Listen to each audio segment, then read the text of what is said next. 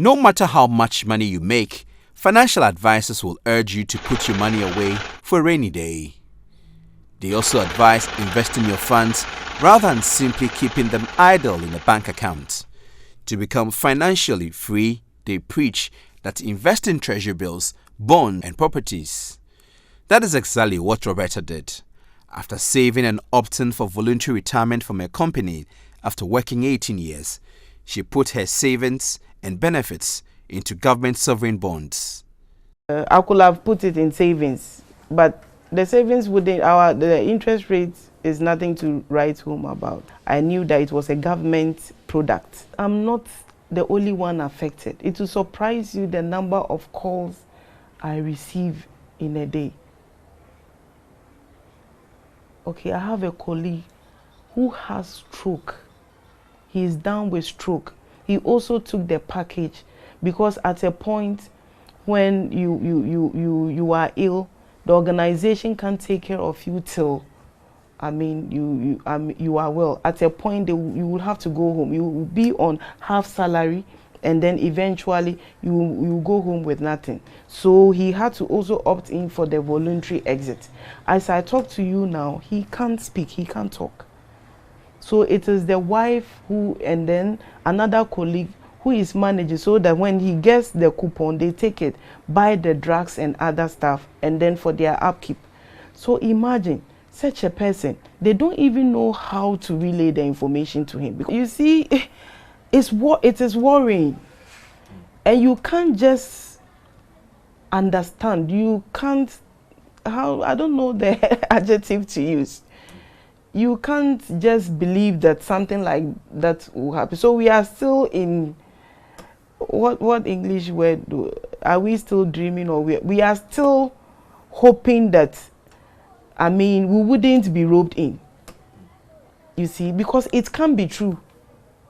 We are still in that land that it can't be true. It cannot be true. Then how do we survive? The investment was supposed to put a smile on her face, but it has rather become a source of anxiety in giving her sleepless nights. Finance Minister, there was a communique that was explicit that individual bondholders are exempted from the debt exchange. So at least we knew that we were okay. Only for the holidays, for us to see on social media that individual bondholders have been roped in. When I saw it, I wasn't crying, but tears were, all over my face. It started when President Akufo-Addo addressed the nation, assuring investors that there will be no haircut on investments. There will be no haircuts.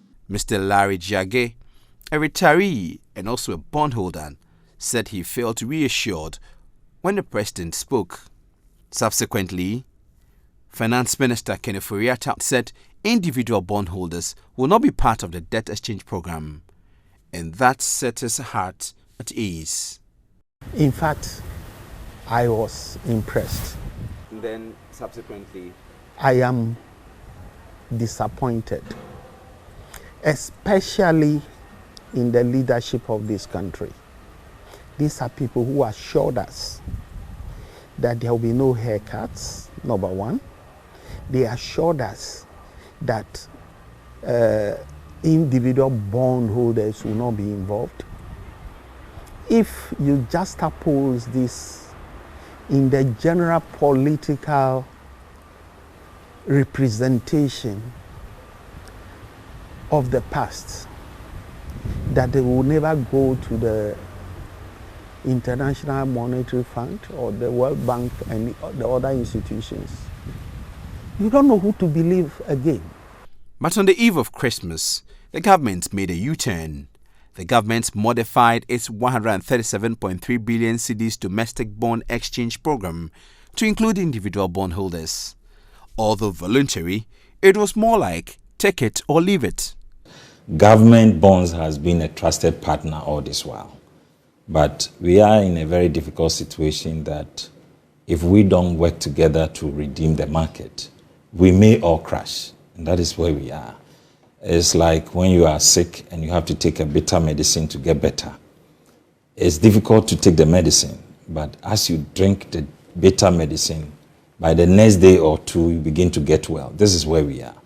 We understand the difficulty or the pain, as you put it, that they may have to give up something in terms of losses on their interest.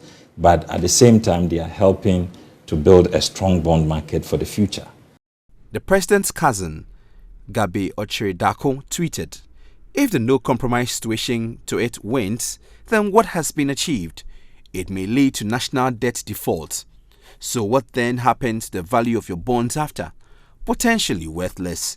If participation is low, we jeopardize resolving the economic crisis and hardships." This has sent blood pressure spiking. And it's scary. They don't care whether an old man dies because he cannot buy or purchase his drugs. They don't care. Even government officials don't care. They are on air. They don't seem to care because they are riding in their four wheels bought by fine money. Many of these bondholders, who ordinarily would not speak publicly, called into Joy FM studio to vent their frustrations. Why can't you be very specific and tell us that if you don't participate, you lose your money? Then some of us will commit suicide rather than go through the pain. I'm 66 in March, but I know friends who work in the public service who are doing nothing presently. All the investment are out there, and you're telling them without interfacing with them on one-to-one or giving them information that take it or leave it. And we have school fees to pay. Our oldest is 16 years old. And we have twins. Our oldest and our twins, they are 3. As I know, we've not paid their school fees. And that's our only livelihood. I don't even know how we will survive if they include us. You say your husband hasn't been talking. No. How has this affected him? He barely sleeps at night. He barely talks. Even if you want to have a discussion with him, he hardly responds. I'm young. I don't want to even lose my husband. Please. The contention of the individual bondholders is that government failed to communicate with them, but is rather giving them ultimatums. They have bonded together to fight the government for their inclusion in the debt exchange program.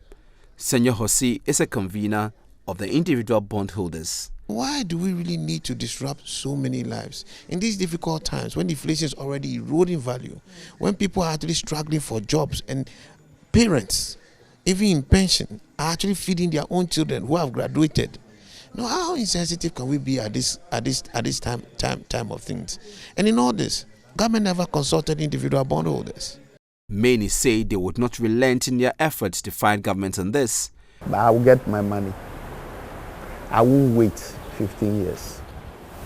Even if it means going to the courts and stay there forever. It's clear that we either have to save lives or die trying. There's no other option. Both the leadership of the majority and minority in Parliament agree with individual bondholders on this. Maybe the minister himself making the decision or making the statement at the very outset was not in full control of all the facts. Maybe. And that is why maybe I support the cause that, and well, I keep repeating that nothing can take the place of further consultation, deepening and broadening consultation for people to have a buy-in, because it's about livelihoods, it's about life. 16th January 2023 is the deadline for individual bondholders to agree to be part of the debt exchange program. With the future uncertain, many individual bondholders are not sitting pretty. Bond investors are brooding over how to get back their money and never ever think of investing in government bonds, because this one has been a bond of sorrow. The consequences of this are going to be dire. You know why?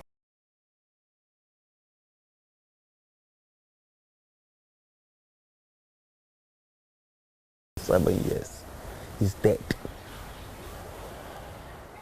Go to those selling safes. They will tell you that people are buying safes.